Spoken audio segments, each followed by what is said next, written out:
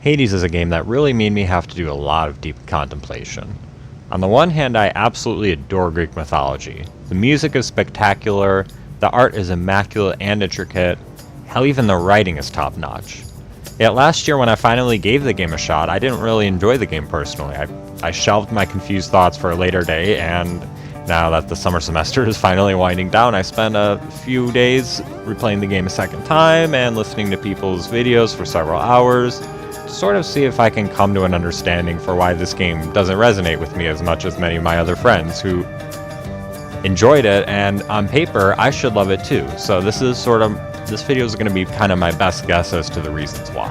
The first point is incredibly obvious, but I don't think plays as big of a role upon further thought as one might think. And that's that I really don't enjoy roguelikes. Just scrolling through Wikipedia's list of 200 roguelike games, and 196 of them I either haven't heard of or played and I didn't like it. However, there are 4 exceptions, the Pokemon Mystery Dungeon games in particular, and so therefore it's certainly more than possible for me to enjoy a roguelike. That's not an absolute deal breaker for me, even though it is, again, clearly generally not my preference. And also, to be fair, while there are only a small handful of roguelikes I've enjoyed, those few I really love. The Mystery Dungeon games in particular, like I just mentioned, they're in the top 12% of all my favorite games I've ever played actually. So while the game genre certainly does contribute to why I don't like it, I don't think it's the primary reason for why I didn't love the game after a second playthrough as well. Before I get into my second point, let's backtrack and highlight some of the reasons why I logically am of the assumption/disposition that I should like this game far more than I did after playing it.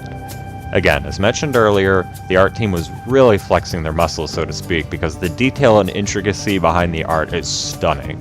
The dialogue is fantastically written in my opinion.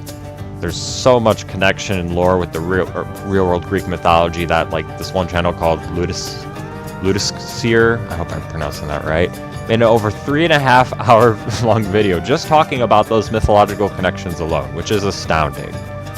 The music is also just awesome. Scourge the Furies in particular was just such a good track that listening to it unironically was the thing that pushed me to give this game a go the first time, despite my hesitations due to the genre, and my second dislike, which we'll get to next. The second point is incredibly specific, so I'll need to do a lot of clarifications on what I mean afterwards, but oddly enough, I think the thing I had the most negative reaction to was the general art style. Now, objectively, the art style is exquisite, and subjectively, I am in total awe of how fantastic and detailed the art is. I mean, I certainly can't draw anything that's even remotely as beautiful and intricate. Yet, outside of Athena, Hermes, and Zeus, there's this subconscious part of my brain that has a strong negative reaction to being told that, like, this is somehow Ares, and this is somehow Aphrodite. I'm not a stickler or anything when it comes to sticking close to the original historical depictions or not. Like, for example, this art piece, I think this is a pretty untraditional art piece, but it still gives off Ares vibes in my opinion, but I certainly, again, wouldn't accuse it of, like, sticking too close to historical depictions or anything.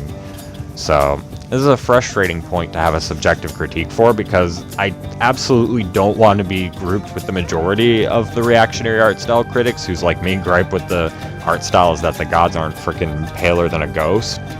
In fact, like I said previously, Hermes and Athena, who did have that changed, in particular when it comes to their ethnicity, were some of the few that, like, artistically worked perfectly for me.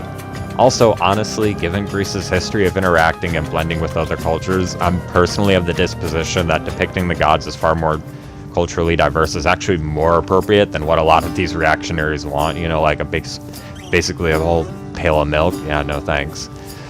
Also, again, just not really historically accurate. Greece is a very culturally complex area and has been at the intersection of so many different unique cultures and people throughout the whole world. So again, I just think that's far more appropriate for it.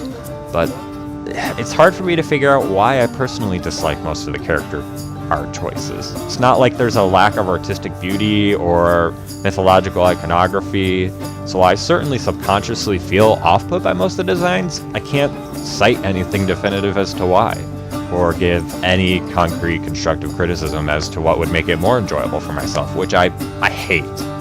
I always prefer to cite specific things and give detailed ideas for amendments to make the experience more to my personal liking as a player.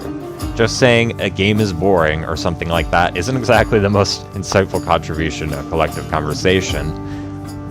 But when it comes to Hades and why it doesn't resonate with me as well as most others, this is kind of a rare instance where I just have to throw my hands up and say, I guess I just don't vibe with it, I guess, for reasons even I can't exactly put a finger on. So yeah, a bit of an unusual video, not a music compilation or story analysis, but just a journey through my conflicted opinions about this game. Hope you all enjoyed, and I'll see you in the next video. Take care.